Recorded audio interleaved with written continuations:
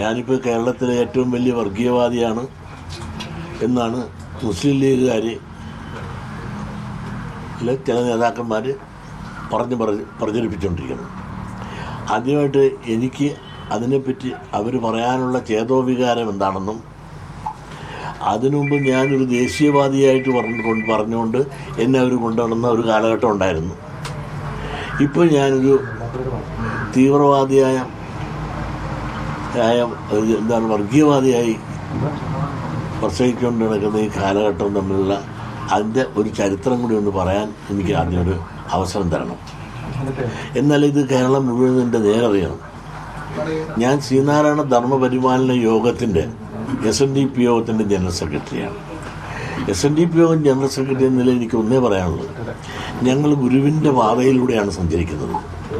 ജാതിഭേദം മതദ്വേഷം ഏതുമില്ലാതെ സർവരും സോദരത്തേന വാഴുന്ന മാതൃകാ സ്ഥാനമാണ് എന്ന ആ ചിന്ത, അത് കേരളമെന്നല്ല ഇന്ത്യ എന്നല്ല ലോകമെമ്പാടും എല്ലാവരും സോദര ചിന്തയുടെ ജാതിയുടെയും മതത്തിൻ്റെയും പേരിലോ അല്ല നിറത്തിൻ്റെ പേരിലോ ഒരു വിദ്വേഷമില്ലാതെ സോദര ചിന്തയോടുകൂടി കഴിയണമെന്നുള്ള വിചാരത്തോടുകൂടി പ്രതിജ്ഞാബദ്ധമായി പ്രവർത്തിക്കുന്ന ഒരു സംഘടനയുടെ നേതാവാണ് ഞാൻ. എനിക്ക് ഇതുവരെ ജാതി ചിന്ത എൻ്റെ ഉള്ളിൽ കയറിയിട്ടില്ല. പക്ഷേ ജാതി വിവേചനം ഉണ്ടാകുമ്പോൾ ആ വിവേചനം ഞാൻ ചൂണ്ടിക്കാണിക്കാറുണ്ട്. ജാതി വ്യവസ്ഥ ഇവിടെ നിലനിൽക്കുമ്പോൾ ഞങ്ങൾക്ക് അർഹപ്പെട്ടത് കിട്ടണമെന്ന് പറഞ്ഞാൽ അത് ജാതിയല്ല. നിങ്ങളൊന്ന് മനസ്സിലാക്കണം. ഞങ്ങളുടെ ഇവിടെയെല്ലാം ശ്രീനാരായണ പ്രസ്ഥാനത്തിൻ്റെ പ്രവർത്തനത്തിൻ്റെ ശക്തി കൊണ്ടാണ് ഈ മതേതര ചിന്തയിലൂടെ ഈ കേരളം ഇപ്പോഴും പോകുന്നത്. ഇവിടെ ഒരു വർഗീയ കലാപമില്ല, മതവിദ്വേഷമില്ല. ഇതെല്ലാം കൊണ്ടു നടക്കാനും പോകാനും പറയാനും പ്രചരിപ്പിക്കാൻ 10,000-കണക്കിന് ലക്ഷക്കണക്കിന് സമ്മേളനങ്ങൾ ഇവിടെ നടത്തുന്നുണ്ട്. ഞങ്ങളുടെ സന്യാസിമാർ നടത്തുന്നുണ്ട്. അതേ ഈ മറ്റു പറയുന്ന ആളുകൾ എന്ത് നടത്തുന്നുണ്ട്? മതവിദ്വേഷം ഇല്ലാതാക്കാനും മതസൗഹാർദ്ദം നിലനിർത്താനും വേണ്ടി എന്നെ വിമർശിക്കുന്ന വലിയ മിതവാദികൾ അല്ലെങ്കിൽ അവരെല്ലാം സഹോദരൻ എന്ന് പറയുന്ന ആളുകൾ അവരെന്ത് ചെയ്യുന്നുണ്ട്? ഞങ്ങൾ ചെയ്യുന്ന കർമ്മങ്ങൾ നിങ്ങൾ കാണുന്നുണ്ട്. ഞങ്ങൾ ഒരിക്കലും ശ്രീനാരായണ പ്രസ്ഥാനം ഒരു മതത്തിനും എതിരല്ല, ഒരു മതത്തിൻ്റെ വിശ്വാസത്തെ എതിർക്കുന്നവരല്ല. ഞങ്ങളുടെ വിശ്വാസം ഇല്ല എന്നുണ്ടെങ്കിൽ ഈ രാജ്യമില്ലെന്ന് ഞങ്ങളാരും പറയാറില്ല. ഞങ്ങളുടെ വിശ്വാസം എല്ലാവരും അടിച്ചേൽപ്പിക്കാൻ ഞങ്ങളാരും ശ്രമിക്കാറില്ല. ഓരോരുത്തരും അവരവരുടെ വിശ്വാസത്തിൽ പോകുന്നു. പക്ഷേ ഇതെല്ലാം പോകുന്ന അങ്ങനെ എന്നും സ്നേഹം കൊടുത്ത് സ്നേഹം വാങ്ങുന്ന ആ പ്രസ്ഥാനമാണ് ശ്രീനാരായണ ധർമ്മപരിപാലന യോഗം. ഞങ്ങളാരും ഒരു ജാതിക്കും എതിരില്ല.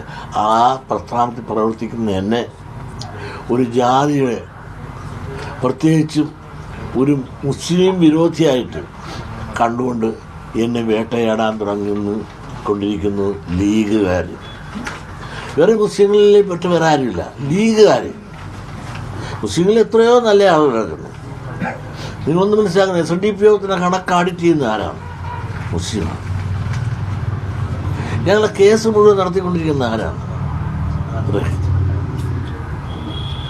മുസ്ലിമാണ്. നിസാർ സിൻഡിക്കേറ്റ് പറഞ്ഞത് ഞങ്ങൾ സൃഷ്ടിച്ചിരിക്കുന്ന സിൻഡിക്കേറ്റ് കോഴിക്കോട് SNDP യോഗത്തിൻ്റെ മുഴുവൻ വോട്ട് കൊടുത്ത് ബാക്കി ഒരൊറ്റ മതസ്ഥർക്കും കൊടുക്കാതെ ഞങ്ങൾ കോഴിക്കോട്ടിൽ മുസ്ലിമുണ്ട്, റഹീം. ആ റഹീമിന് മുഴുവൻ വോട്ട് ഞങ്ങളുടെ കൊടുത്തു, ഒരു മുസ്ലിം കൊടുത്തില്ല. ആ പാട്ട് ഞങ്ങൾ വോട്ട് കൊടുത്തു. ഞങ്ങളുടെ ഇരിക്കണം 18 വോട്ട് കൊടുത്താണ് അയാളെ ജയിപ്പിച്ച് എടുത്തത്. അപ്പോൾ ആ ആളുകളാണ് ഞാൻ എന്നെയാണ് വിരോധിയാണ്. കാരണമുണ്ട്, നിങ്ങളൊന്ന് മനസ്സിലാക്കണം. ഞങ്ങളൊന്നിച്ച് പിന്നോക്ക സമുദായ മുന്നണിയെന്നും അതുപോലെ സംവരണ സമുദായ മുന്നണിയെന്ന് പറഞ്ഞുകൊണ്ട് ഇടതുപക്ഷത്തെ ഇറങ്ങിക്കൊണ്ട് ഇവിടെ ഭരണത്തിൽ വരാൻ വേണ്ടി ഞങ്ങൾക്ക് എവിടെയെല്ലാം സമരമാണ് ഞങ്ങൾ എത്തിയത്. അതിനെല്ലാം മുൻപ് നടന്നതും പണം മുടക്കിയതിൻ്റെ മഹാഭൂരിപക്ഷം ഞാനാണ്. സെക്രട്ടേറിയറ്റ് മാർച്ച്, ഹൈക്കോടതി മാർച്ച്, അതുപോലെ ഡൽഹി മാർച്ച്, ഇങ്ങനെ മാർച്ച് നടത്താനുള്ള ഇല്ലാത്ത സ്ഥലങ്ങളില്ല. ഇതെല്ലാം ഞങ്ങൾ ആളും അർത്ഥവും കൊണ്ടുവന്ന് മുടക്കിയ ശേഷം അവരെല്ലാം നാമമാത്രമായി നിൽക്കും. ലീഗിൻ്റെ മുൻനിരയിലുള്ള ആരും വരികയില്ല. ഒരു മൂന്നാം ഘടകയിലുള്ള ചില ആളുകളെ മാത്രം വിട്ടുതരും ഞങ്ങളുടെ കൂടെ ലീഗിൻ്റെ പ്രാതിനിധ്യത്തിന് വന്ന് സമരമെല്ലാം നടത്തി. അതേസമയം ഭരണത്തിൽ വന്നതിന് ശേഷം ഞാൻ ചോദിച്ചു, സുഹൃത്തെ, ഞങ്ങൾക്ക് ഒരു നീതി ലഭിച്ചിട്ടില്ലല്ലോ. അത് മാറി പുതിയ ആളുകൾ വരുമ്പോൾ നമ്മൾ വരുമ്പോൾ ഞങ്ങളെല്ലാം പരിഗണിക്കാമെന്നല്ലേ പറഞ്ഞത്. നിങ്ങൾ സ്പെഷ്യൽ റിക്രൂട്ട്മെൻറ്റ് നടത്തി നിങ്ങളേതായ സമുദായത്തിൻ്റെ കുറവ് പരിഹരിക്കാൻ നിങ്ങൾ തയ്യാറായില്ലേ? അതേസമയത്ത് ഞങ്ങൾക്കുണ്ടായിരുന്നല്ലോ നരേന്ദ്രൻ കമ്മീഷൻ്റെ റിപ്പോർട്ടിൻ്റെ അടിസ്ഥാനത്തിൽ ഞങ്ങളുടെ കുറവുണ്ടായിരുന്നല്ലോ. അത് പരിഹരിക്കാൻ സ്പെഷ്യൽ റിക്രൂട്ട്മെൻറ്റ് നടത്തുന്ന കാര്യം നിങ്ങൾ എന്താ പറയാത്തത്? അപ്പോൾ അധികാരത്തിൽ കയറിയ ശേഷം മുസ്ലിങ്ങൾക്കുള്ള കുറവ് പരിഹരിക്കാൻ ഗവൺമെൻറ് ഉത്തരവിറക്കി സ്പെഷ്യൽ റിക്രൂട്ട്മെൻറ്റ് നടത്തിയപ്പോൾ ഈഴവ സമുദായത്തുൾപ്പെടെയുള്ള പിന്നോക്ക സമുദായങ്ങൾ നിങ്ങളുടെ കൂടെ ഉണ്ടായിരുന്നല്ലോ. അവരുടെ കുറവും നരേന്ദ്രൻ കമ്മീഷൻ കണ്ടെത്തിയിട്ടുണ്ട്.